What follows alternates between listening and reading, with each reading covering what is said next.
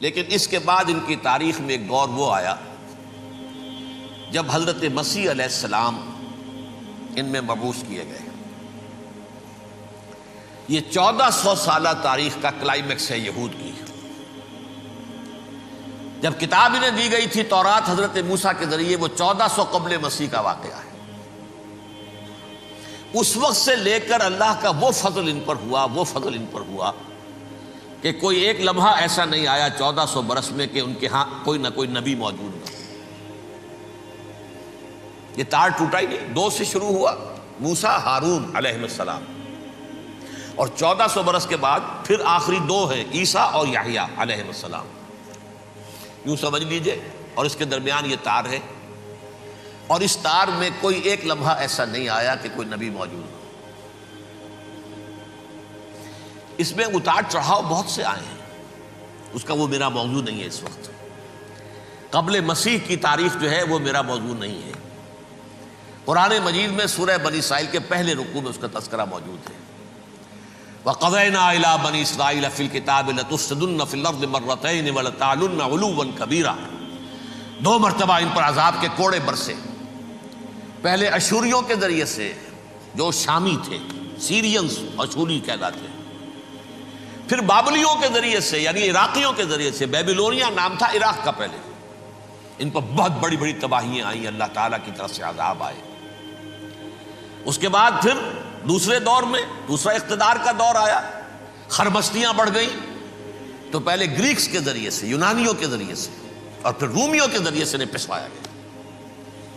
یہ دور گزر چکے تھے ان پر، 2 عروج کے دور اور 2 زوال کے دور۔ میری چھوٹی سی کتاب ہے تنظیم اسلامی کا تاریخی پس منظر، شاید 6-7 روپے کی ہوگی، اس کو آپ دیکھیں گے تو اس میں اس کا پورا نقشہ آپ کو مل جائے گا۔ ویسے تو یہ کہ میری جو ذرا بڑی کتاب ہے سابقہ اور موجودہ مسلمان امتوں کا ماضی، حال اور مستقبل، اس میں میں نے ان معاملات پر بڑی تفصیل سے بحث کی۔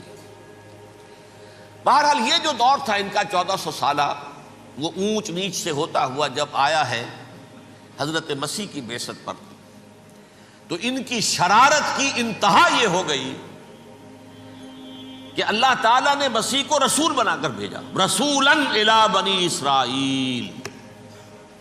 حضرت موسیٰ اور حضرت عیسیٰ کے درمیان رسول کوئی نہیں ہے، سب نبی ہیں۔ حضرت موسیٰ رسول تھے اور حضرت عیسیٰ رسول ہیں۔ درمیان میں داؤد ہو، سلیمان ہو، یشعیاہ ہو، زکریا ہو، یہ سب نبی ہیں، یحییٰ نبی ہیں، رسول نہیں ہے۔ لہذا وہ شہید کر دیے گئے، رسول شہید نہیں ہو سکتا، قتل نہیں ہو سکتا۔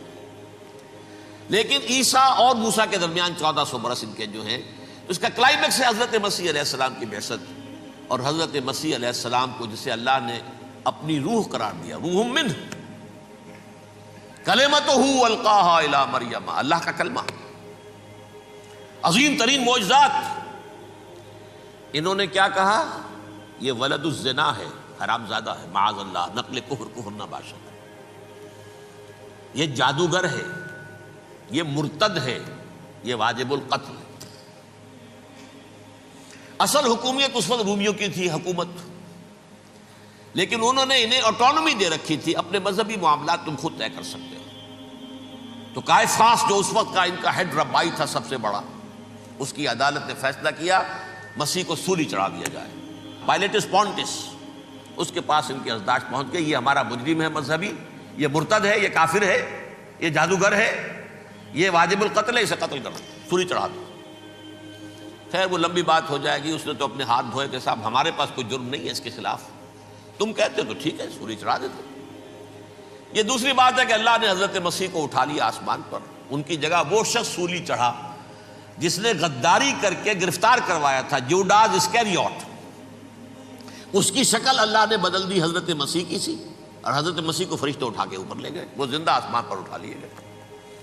اور یہ ساری تفاصیل نہ قرآن میں ہے نہ حدیث میں ہے، یہ انجیل میں ہے، لیکن انجیل کون سی؟ برنباس کی انجیل، gospel of the lord according to saint Barnabas. یہ حواریین مسیح میں سے تھے، لیکن عیسائی ان کو تسلیم نہیں کرتے، ان کی بائبل کو صحیح نہیں مانتے، کینونیکل نہیں مانتے۔ 100 انجیلیں تھیں، 104 تھیں، جن میں سے 4 چنی ہیں انہوں نے، یہ متی اور جان اور مرقس مارکس، یہ ہے تو یہ 4 انجیلیں ہیں، انہوں نے تسلیم کیے کہ یہ کینونیکلز ہیں، یہ تو ہیں حقیقی، باقی جو ہیں 100 اس کو وہ تسلیم نہیں کرتے۔ ان میں سے ایک ہے یہ برنباس، اس میں یہ تفصیل ہے کہ اللہ تعالیٰ نے اس شخص کی، جیوڈاس کی، یہودا جیوڈاس اس کو انگریزی میں کہتے ہیں، اس کی شکل بدل دی حضرت مسیح کی سی، وہ گرفتار ہوا، وہ سولی چڑھا۔ وہ غدار تھا، غداری کی سزا اسے ملنی تھی، وہ مل گئی۔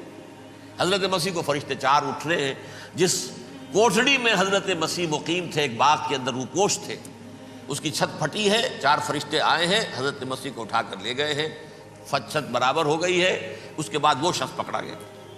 بہرحال حضرت مسیح کو اللہ نے اٹھا لیا آسمان۔ لیکن وہ دن ہے کہ اس قوم کو اب مغضوب علیہم قرار دے دیا گیا۔ نوٹ کر لیجئے، اصل میں تو ہونا یہ چاہیے تھا کہ رسول کی جان کے درپے جب کوئی امت ہو جاتی تھی تو اللہ کا قاعدہ یہ تھا کہ اس امت کو نسیہ منسیہ کر دیا جائے۔ حضرت نوح کی قوم کو ختم کیا یا نہیں؟ حضرت ہود کی نگاہوں کے سامنے قوم عاد برباد کی گئی یا نہیں؟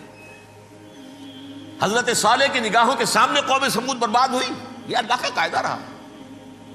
سدوم اور عمورہ کی بستیاں حضرت لوط علیہ السلام جہاں بھیجے گئے، مدین کا علاقہ جہاں حضرت شعیب بھیجے گئے، اہل فرعون جن کی طرف موسیٰ کو بھیجا گیا، سب ہلاک کر دیے گئے۔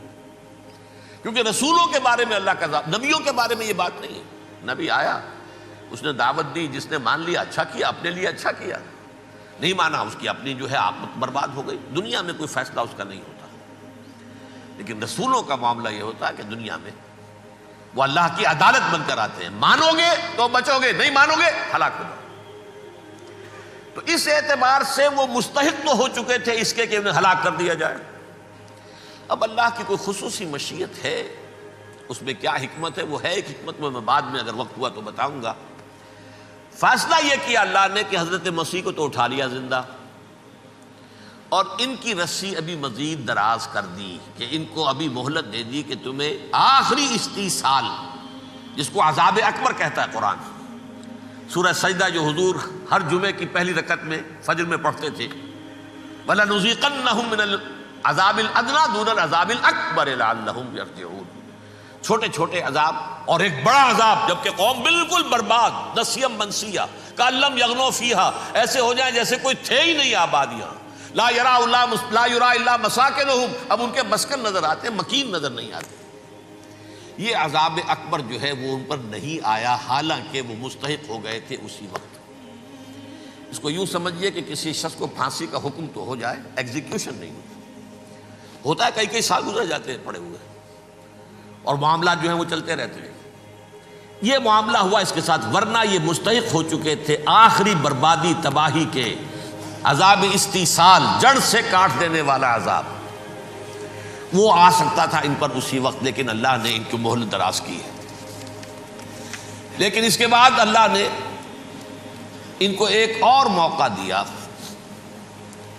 600 برس بعد حضرت مسیح کے محمد الرسول اللہ صلی اللہ علیہ وسلم کی بعثت ہوئی، اور یہ میں سمجھتا ہوں کہ اس قوم پر اللہ کا اتنا بڑا فضل تھا، اتنا بڑا فضل تھا، اتنا بڑا فضل تھا۔ اب پھر ایک موقع دیا، عسیٰ ربکم ان یرحمکم وان عدتم عدنا، دیکھو اب بھی تمہیں ہم ایک موقع دے رہے ہیں، تمہارا رب تمہارے اوپر اب بھی فضل کرنے کو تیار ہے، رحم فرمانے کو تیار ہے۔ ان ھذا القرآن یہدی للتی ہی اقوم، اس قرآن کے سائے میں آ جاؤ، یہ شاہدرا ہے ہدایت میں آنے کا، اس میں داخل ہو جاؤ، محمد کی تصدیق کرو صلی اللہ علیہ وسلم، دامن محمدی میں آ جاؤ، اب بھی ہم تمہارے گناہ بخش دیں۔ لیکن نہیں، اس قوم نے حضرت محمد صلی اللہ علیہ وسلم کی دشمنی کی کمر کس لی، اور اب یوں سمجھیے اس تاریخ سے لے کر آج تک یہ گٹھ جوڑ ہے۔ ظاہر بات ہے کہ ابلیس کا بھی اصل دشمن اب کون ہے، یا ہدف کون ہے، ٹارگٹ کون ہے؟ جنہوں نے محمد کو نہیں مانا صلی اللہ، وہ تو ہے ہی جہنمی، ان پر کوئی اور محنت کرنے کی ضرورت کیا ہے؟ سمجھ گئے میری بات؟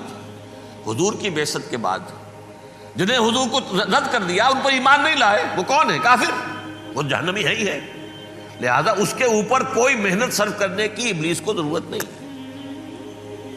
اس کا اصل ٹارگٹ امت محمد ہے صلی اللہ علیہ وسلم۔ وہ ساری نوع انسانی کی دشمنی اب آ کر مرکوز ہو گئی ہے امت محمد صلی اللہ علیہ وسلم کی دشمنی پر۔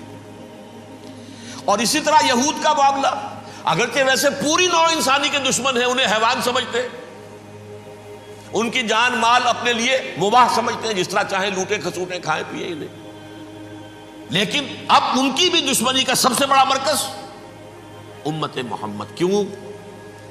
وہی تکبر اور حسد، وہی بیماریاں۔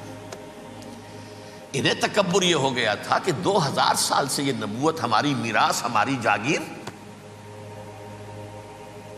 بنو اسرائیل کے اندر سینکڑوں نبی آئے، 3 کتابیں اللہ نے ہمیں عطا کی، یہ کہاں سے آ گیا محمد صلی اللہ علیہ وسلم؟ معاذ اللہ ثم معاذ اللہ، یہ امیین میں سے، یہ جنٹائلز میں سے، یہ گوئنز میں سے، یہ حقیر ان پڑھ،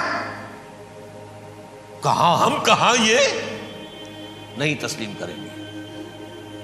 حالانکہ قرآن کہتا ہے یعرفونہ کما یعرفون ابناہم، ان کے علماء ایسے پہچانتے تھے حضور کو جیسے اپنے بیٹوں کو پہچانتے ہیں کہ یہ آخری نبی ہے، لیکن تکبر اور حسد کی آگ میں جل اٹھے۔ اب ان کے بھی دشمنی کس سے ہے؟ محمد اور امت محمد صلی اللہ علیہ وسلم۔ یہ گٹھ جوڑ ہے۔ اب دیکھیے، یہ ہے میری گفتگو کا اب تک کی گفتگو کا حاصل، یہ گٹھ جوڑ، ایک غیر مرئی دنیا، انویزیبل دنیا کا ابلیس لعین اور جنات میں سے اس کے لشکری فوج، انسانوں میں سے ویسے تو اور بھی بہت جگہ اس کے ایجنٹ ہیں، مسلمانوں میں بھی ہے، لیکن بحیثیت قوم، بحیثیت مجموعی، ایک پوری قوم، ایک پوری نسل جو ہے اس کے ساتھ گٹھ جوڑ ہے۔ ان دونوں کی گٹھ جوڑی کے ساتھ یہ دشمن دون ہیں انسانیت کے، پہلا دشمن ابلیس لعین، عزازیل لعین، اور دوسرے دشمن یہود ملعون۔ صلی اللہ علی محمد صلی اللہ